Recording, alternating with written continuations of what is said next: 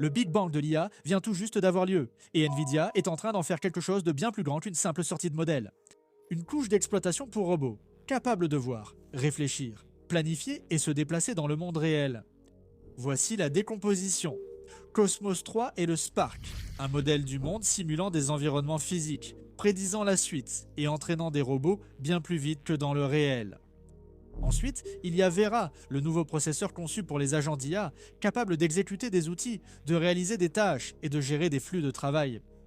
Et ensuite, Nvidia relie toute la pile avec un robot humanoïde de référence, une architecture matérielle unifiée, des mains Sharpa à 5 doigts, la puissance de calcul Jetson Tor, la plateforme Isaac Groot, tout le nécessaire. Et le moment rend cela bien plus sérieux, car des robots humanoïdes sont déjà testés sur le terrain dans de véritables zones de guerre par une autre entreprise. Commençons par Cosmos 3, car c'est ici que vous pouvez voir le pari de Nvidia sur la prochaine étape de l'IA. Pendant longtemps, les progrès de l'IA étaient cantonnés aux écrans, alors que le monde réel est bien plus complexe. Un robot doit comprendre l'espace, le mouvement, la force, le timing, la friction, comment les objets interagissent, et ce qui va se passer une seconde après qu'il ait fait quelque chose. C'est l'objectif de Nvidia avec ce modèle. Cosmos 3, c'est comme ça qu'ils appellent un modèle de fondation en monde ouvert pour l'IA physique. Il est construit sur un mélange d'architecture transformer, et voici la partie clé. Il combine trois choses en un seul système: la vision, le raisonnement, la génération du monde et la prédiction des actions. En termes simples, il peut comprendre ce qu'il voit, générer ou simuler des scènes physiques, et aider à déterminer ce qui devrait se passer ensuite. C'est important parce que les robots et les voitures autonomes ne peuvent pas simplement apprendre à partir des données classiques d'Internet.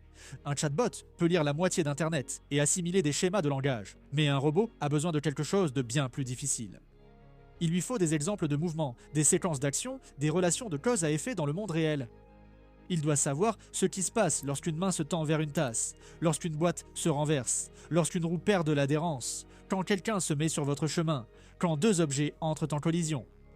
Nvidia indique que Cosmos 3 a été entraîné sur l'un des plus grands jeux de données d'IA physique multimodale, comprenant des milliards d'échantillons de textes, images, vidéos, sons et trajectoires d'action.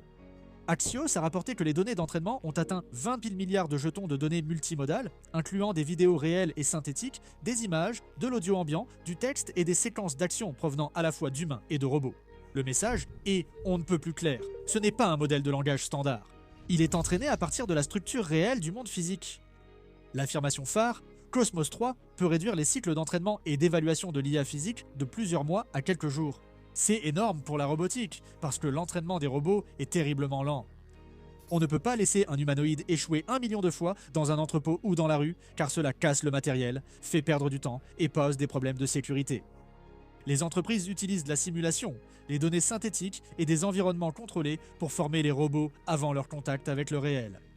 Cosmos 3 est la tentative de Nvidia pour rendre ce processus beaucoup plus rapide et beaucoup plus général. Le modèle sert de modèle vision-langage, de modèle du monde et de modèle de fondation vidéo.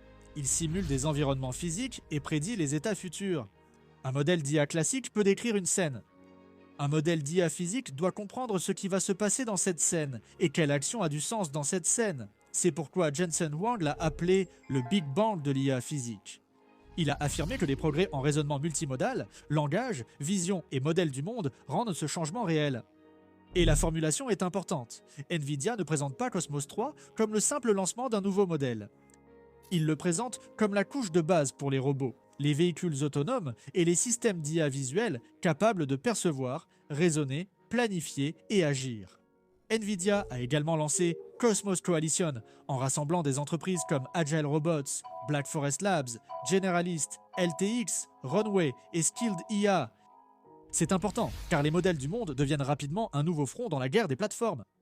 OpenAI, Google DeepMind, Tesla, les startups de robotique, les entreprises de modèles vidéo, les laboratoires de simulation, ils tournent tous autour de la même idée. La prochaine vague d'IA a besoin d'un modèle de la réalité, pas seulement d'un modèle du langage. Quand Nvidia aura verrouillé la couche du modèle du monde, la question suivante se pose. Où tout cela s'exécutera-t-il vraiment? Cela nous amène à Vera. Nvidia présente Vera comme le premier CPU pour agent d'IA. Cela paraît simple, mais c'est un changement majeur dans la vision de l'informatique selon Nvidia. Pendant des années, le GPU a été le héros de l'essor de l'IA. Les modèles massifs nécessitaient une grande puissance de calcul parallèle, faisant de Nvidia l'entreprise avec laquelle tout le monde devait composer. Aujourd'hui, l'attention se porte sur l'IA agentique, et l'IA agentique fonctionne différemment d'un chatbot classique. Un agent IA ne donne pas qu'une seule réponse. Il peut planifier des tâches, utiliser des outils, exécuter du code, vérifier des fichiers, interroger des bases de données, utiliser des API, tester les résultats, réessayer les étapes qui ont échoué et continuer à avancer dans un flux de travail. Cela génère un type de charge différent dans les centres de données. Le CPU prend de l'importance, car les agents coordonnent sans cesse des tâches, déplacent des données, gèrent les appels aux outils, exécutent la logique et se connectent à tout l'écosystème du modèle. Nvidia dit que Vera est un CPU haute performance et économe en énergie, conçu pour des charges de travail comme l'IA agentique, l'apprentissage par renforcement et le traitement de données. Il alimente les serveurs Vera Autonome, Nvidia, Vera Rubin Systems et Vera Bluefield, 4 plateformes de stockage IA STX. Ils affirment également qu'il peut accomplir des charges de travail d'agents variés jusqu'à 1,8 fois plus rapidement que les processeurs x86 traditionnels. Ce chiffre est important car il montre comment Nvidia envisage l'avenir. Si les agents IA deviennent les travailleurs d'Internet, la vitesse ne signifie pas seulement générer des tokens plus rapidement. Cela signifie accomplir les tâches plus vite, compiler, tester, rechercher, traiter des fichiers et exécuter des flux en environnement sécurisé, puis passer à l'étape suivante, avec beaucoup moins de délai. La liste des entreprises prêtes à adopter Vera est sérieuse. Nvidia affirme qu'Anthropic, OpenAI et XAI prévoient d'adopter Vera, tout comme ByteDance, CoreWeave et l'infrastructure Oracle Cloud. Reuters a rapporté que Jensen Huang a décrit Vera comme un marché potentiel de 200 milliards de dollars, avec OpenAI, Anthropic et SpaceX parmi les grands acteurs à l'adopter très tôt. Nvidia a également cité Dell, HPE, Lenovo, Supermicro, Asus, Foxconn, Gigabyte, QCT, Wistro et d'autres comme des entreprises qui construisent des systèmes Vera CPU autonomes à grande échelle. Ce n'est donc pas juste une pièce de plus dans une baie de serveurs. Nvidia dit en gros que l'usine d'IA a besoin d'un nouveau processeur, car les agents d'IA vont bientôt devenir l'une des principales charges de travail du futur. Et le moment est logique. Toute l'industrie se dirige vers les agents. OpenAI développe des outils pour agents. Anthropic oriente Claude vers des flux de travail de codage et d'utilisation d'un ordinateur. Google développe des agents plus avancés avec Gemini. XAI pousse Grok dans des flux de travail de codage et de développement produit. Le prochain enjeu n'est pas seulement quel modèle répond le mieux, mais lequel accomplit le plus de travail. Vera est la façon dont Nvidia s'assure que, lorsque ce changement aura lieu, la couche de calcul passera toujours par eux. Ensuite, l'histoire redevient physique. Si Cosmos 3 fournit à l'IA un modèle du monde et Vera fournit aux agents d'IA une couche de calcul, le nouvel humanoïde de référence Isaac Groot de Nvidia offre à l'ensemble un corps. Nvidia a annoncé le robot humanoïde de référence Isaac Groot comme modèle ouvert pour la recherche académique.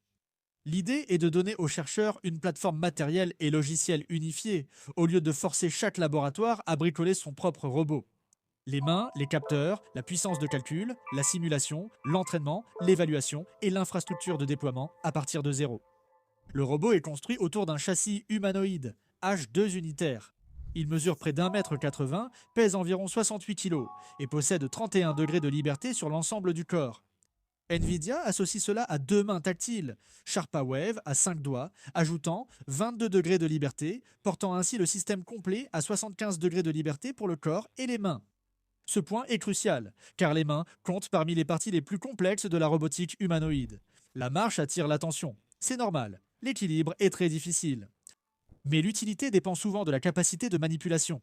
Un humanoïde doit saisir des objets, tenir des outils, ouvrir des portes, soulever des objets, appuyer sur des boutons, travailler dans des espaces conçus pour des corps humains. Des mains tactiles à 5 doigts rapprochent beaucoup la plateforme de cet objectif. L'ensemble des capteurs impressionne aussi. Le robot de référence comprend une caméra stéréo montée sur la tête avec un large champ de vision, 140 degrés à l'horizontale, 102 degrés à la verticale. Il possède aussi des caméras au poignet pour la manipulation rapprochée et une IMU pour le suivi des mouvements. Cela donne au robot une vue plus large de la scène, ainsi qu'un retour visuel beaucoup plus détaillé près de ses mains. Les chiffres de contrôle et de charge utiles suggèrent qu'il ne s'agit pas d'un simple prototype de laboratoire. Nvidia annonce un couple au bras jusqu'à 120 Nm et aux jambes jusqu'à 360 Nm. La charge utile nominale du bras est de 7 kg et la maximale de 15 kg. La plateforme a-t-il conçue pour des tâches réelles de manipulation et de levage, pas juste pour se déplacer en laboratoire. Ensuite, il y a l'informatique embarquée. Le robot utilise Nvidia, Jetson AGX, Thor T5000 GPU, Blackwell offrant 2070 FP, 4 teraflops de performance, IA, un processeur ARM à 14 cœurs, 128 Go de mémoire unifiée et une puissance configurable de 40 à 130 watts. C'est ce qui fait du robot une plateforme d'IA physique et non une simple coque télécommandée. Nvidia affirme que des institutions de premier plan, dont IA, 2ETH Zurich, le centre de robotique de Stanford et le laboratoire de robotique avancée et de contrôle de l'UC San Diego, utiliseront le design de référence. Reuters a également rapporté que Nvidia prévoit de collaborer avec des fabricants de robots humanoïdes américains, européens et sud-coréens, en plus de Unitree. C'est important car Unitree est basé en Chine et certains législateurs américains s'inquiètent déjà de l'usage de ces systèmes dans la recherche financée par le gouvernement fédéral. Nvidia veut devenir la plateforme sécurisée en proposant des mises à jour via ses puces et des protections comme le démarrage sécurisé et l'informatique confidentielle intégrée. L'essentiel n'est pas seulement que Nvidia ait présenté un robot humanoïde. L'histoire la plus importante, c'est que Nvidia veut standardiser la pile de développement robotique de la même manière qu'elle a standardisé la pile de calcul pour l'IA. Si les laboratoires et les entreprises s'appuient sur Jetson Thor, Isaac Groot, Cosmos, Omniverse et les outils de simulation et de déploiement de Nvidia, alors Nvidia devient la couche d'exploitation pour l'IA physique. Et cela nous amène à la dernière partie de l'histoire, qui semble beaucoup plus sombre. Alors que Nvidia construit la plateforme officielle pour l'IA physique, Foundation Future Industries oriente les robots humanoïdes vers des usages militaires et dans l'industrie lourde. Leur Phantom Mark I a déjà été testé en Ukraine. Selon certaines informations, 2 robots Phantom ont été envoyés plus tôt cette année pour des tests pilotes axés sur des tâches logistiques dangereuses, comme récupérer des fournitures près de zones à risque. C'est une toute autre histoire autour des humanoïdes. La plupart des entreprises de robotique parlent de travail en entrepôt, de fabrication, d'assistance à domicile, de main-d'œuvre polyvalente. Fondation se concentre ouvertement sur les environnements dangereux, y compris les zones de conflit. Business Insider a rapporté que l'entreprise a testé des robots Phantom en Ukraine pour des opérations logistiques dans de véritables zones de guerre, avec l'idée de transporter des fournitures de l'extérieur vers l'intérieur afin que les soldats n'aient pas à s'exposer. L'entreprise a également une vision à long terme bien plus agressive.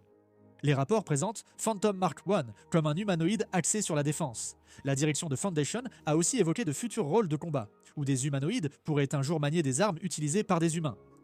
Même l'entreprise reconnaît l'écart entre un humanoïde réussissant une démonstration logistique lente et un autre fiable lors d'un véritable échange de tirs. Cet écart est important. L'autonomie de la batterie reste un problème, la durabilité reste un problème, l'eau, la poussière, les chocs, le terrain, la manipulation, la fiabilité, le coût, tout cela représente d'énormes obstacles. La main reste sans doute la partie la plus difficile, car utiliser une arme, saisir du matériel, ouvrir une porte ou manipuler des fournitures exige une dextérité efficace sous pression, pas seulement en démonstration. Business Insider rapporte que Foundation a décroché un contrat de 24 millions de dollars avec le Pentagone, et l'entreprise estime que les humanoïdes pourraient réaliser des missions militaires bien plus complexes dans 5 à 10 ans. C'est cette échéance qui rend l'histoire troublante.